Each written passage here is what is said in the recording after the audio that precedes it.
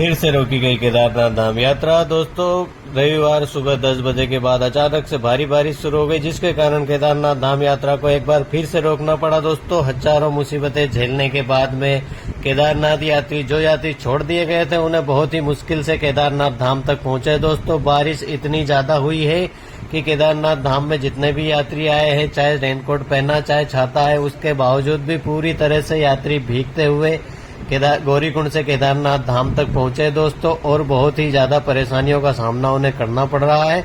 दोस्तों, इस बार जो बारिश हुई है, अचानक से दोस्तों बारिश हुई है।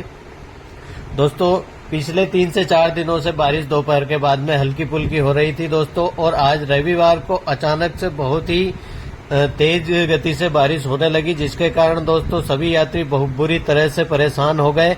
और दोस्तों, गौरीकुंड और सोनप्रयाग में करीब गौरीकुंड में 3000 और सोनप्रयाग में 5 से 10,000 के बीच में यात्रियों को रोका गया है।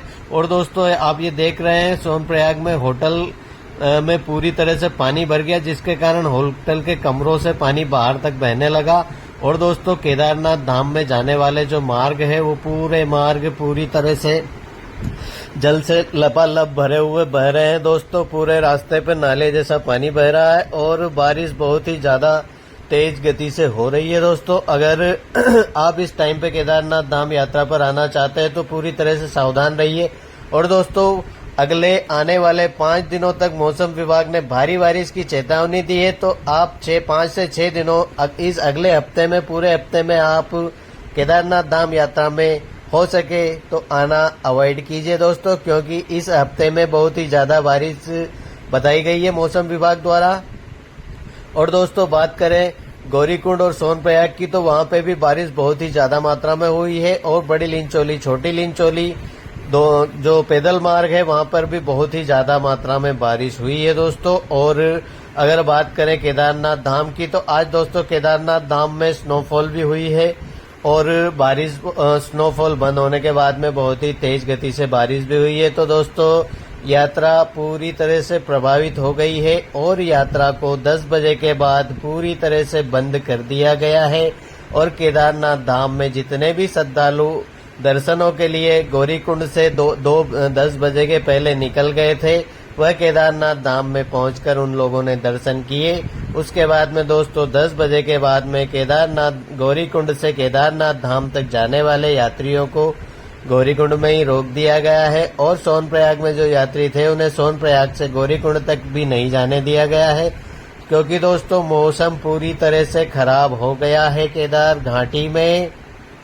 और दोस्तों, केदारनाथ धाम के साथ में पूरे उत्तराखंड में भारी बारिश का अलर्ट जारी किया गया है। बद्रीनाथ, केदारनाथ, यमुनोत्री, गंगोत्री सभी रास्तों पर दोस्तों भारी बारिश हो रही है। अभी आज रविवार के दिन दोस्तों पूरे उत्तराखंड में भारी बारिश की चेतावनी दी गई थी, और वही हुआ दोस्तों। आज से भारी बारिश शुरू हो गई है। मानसून के आते ही दोस्तों अचानक से भारी बारिश पहाड़ों में होने लगी है। तो अगर आप 4 धाम यात्रा की प्लानिंग कर रहे हैं इस टाइम पे, तो दोस्तों कुछ समय के लिए अपनी यात्रा को विराम दीजिए दोस्तों। आप 6 से 8 दिन का टाइम लीजिए, उसके बाद में आप 4 धाम यात्रा पर आ सकते हैं दोस्तों। अभी आप यात्रा पे न आए।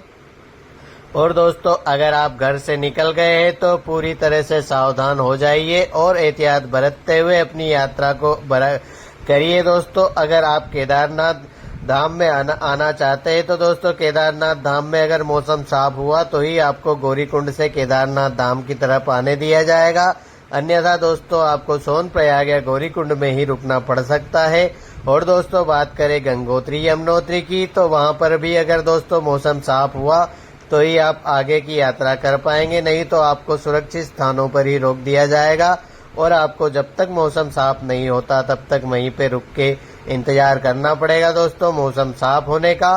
बात करें दोस्तों बद्रीनाथ धाम की, तो बद्रीनाथ धाम तक अभी तक पूरी तरह से यात्रा सुचारू रूप से चल रही है दोस्तों। फिर भी अगर आने वाले दिनों में लैंडस्लाइड होता है तो रास्ते अपने आप बंद हो जाएंगे, और आपको बद्रीनाथ धाम यात्रा के लिए भी रुकना पड़ सकता है।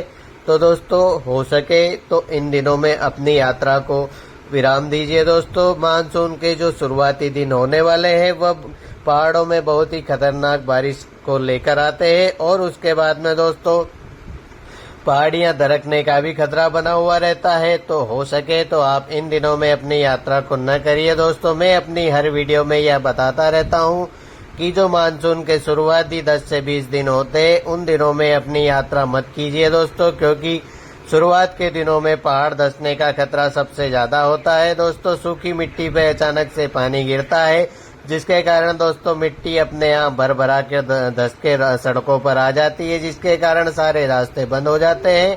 तो दोस्तों हो सके तो इन दिनों में अपनी यात्रा को न करें। उसके बाद में दोस्तों या बारिश पूरी तरह से रेगुलर होने लगेगी, उसके बाद में दोस्तों आप अपनी यात्रा को कंटिन्यू कर सकते हैं।